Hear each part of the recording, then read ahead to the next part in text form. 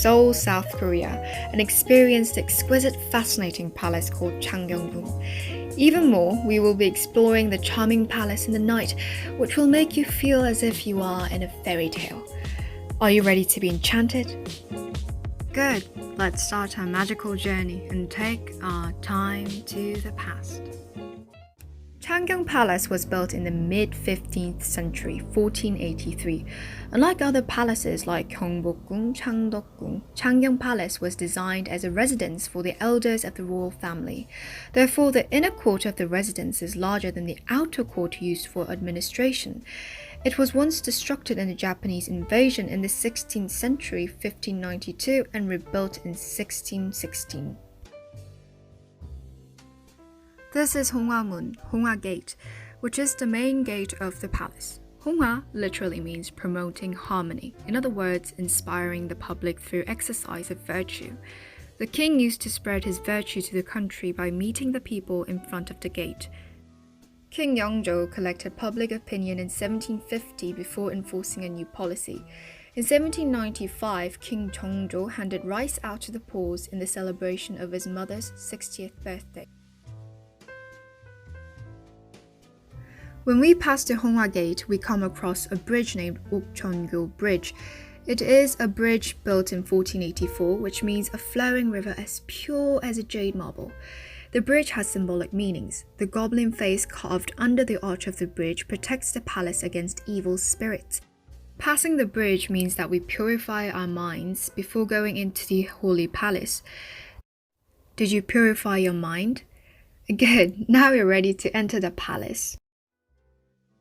The next gate we face is called Myeongjongmun, which serves as a middle gate. Usually, you will have to pass 3 gates in other places like Gyeongbokgung. However, Changgyeonggung Palace, interestingly, has only 2 gates to pass.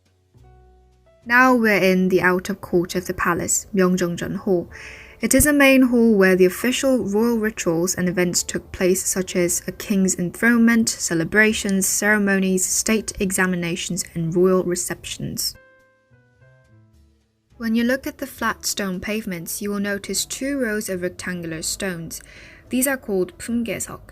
It marks the ranks of government officials. The closer the stone is to the king's throne, the higher the status of the government official. Government officials stood next to the stones that matches one's rank in royal events. Inside the building, we can see the king's throne. Behind it is a folded paper wall featuring the sun, moon, and 5 peaks. The sun and the moon symbolizes the king and queen. The 5 peaks mean the 5 elements or the whole nation. The painting implies the national prosperity and welfare of the people. Behind the Myeongjongjeon Hall, we now have to pass the Pinyangmun Gate. Pinyangmun Gate connects the king's official space and private quarters.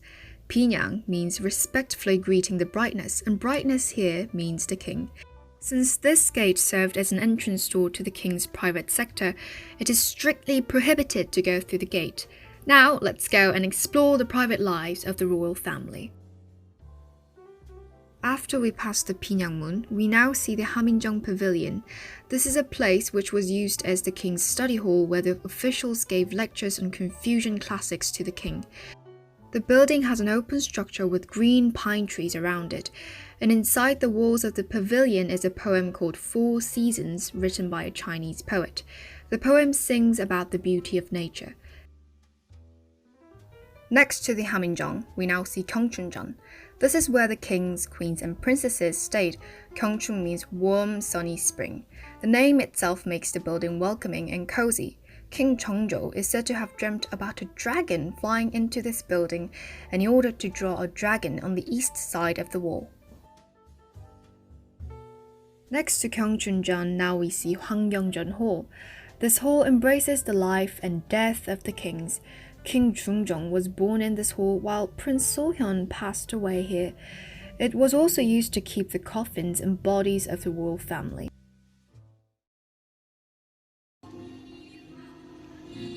What's that? Do you hear the delightful melody? Following the beautiful sounds of the music, we now meet Dongmyeongjeon Hall, the Queen's living quarters. The building stands on a stone platform which is now used for musicians. Royal ritual events were held in the past, and I think that to resemble such elegant tradition, the Changgyeonggung Palace hold traditional Korean music concerts like this. I can imagine the queen gracefully sitting in the Tongmyeongjeon and delicately smiling to the visitors of the palace. Okay, I'll stop talking. Let's listen and appreciate the music.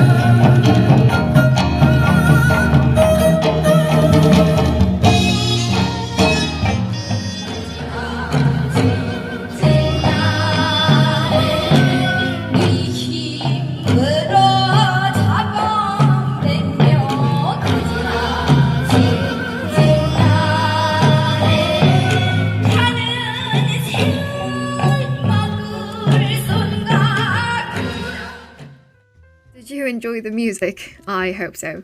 The next building we see is located not so far from Tongmyeongjeon. The building is called Yeongchunhan and Chibukhan House. These two buildings are connected together. Usually the queen, but mostly concubines, stayed in the building. King Cheongjo also used Yeongchunhan as his library and office.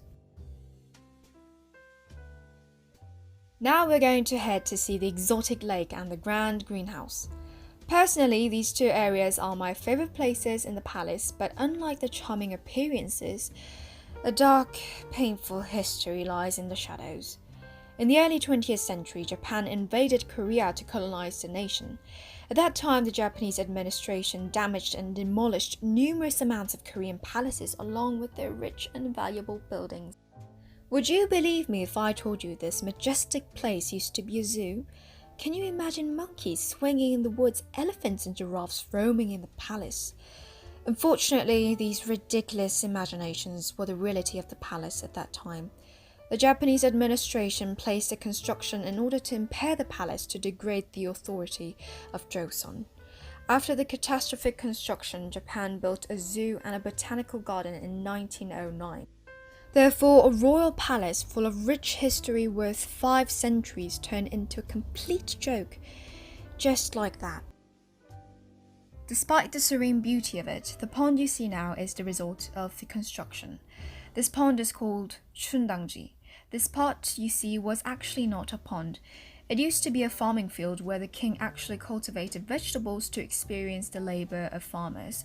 However, in 1909, the Japanese administration distorted the land and made a pond.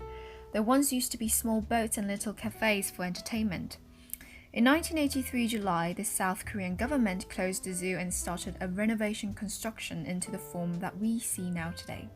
The small island we see over there was also made in the renovation to restore the traditional Korean form. After the construction in December 1983, the palace was able to gain its authority at last.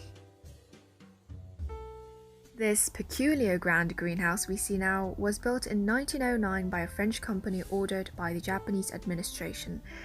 It is Korea's first Western-style greenhouse. This Western-style building has mixed structures of steel frame and wood, and the exterior is covered in glass. Rare ornamental plants from the tropical areas were displayed in the past.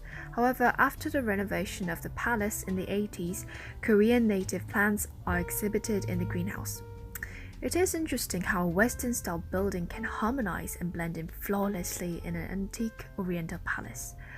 Oh, we have come to an end, my friend. Now we have to head back to where we started.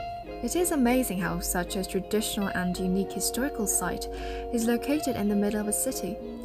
Do you see that Namsan Tower next to that ancient building?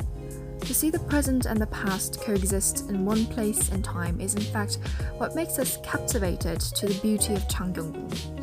Changgyeonggung Palace also lets us explore the intentions and moral of ancestors wanting to harmonize nature and human civilization. Maybe their wisdom from the past is the key to our future. We come back to now, present. Did you enjoy the trip? I hope so.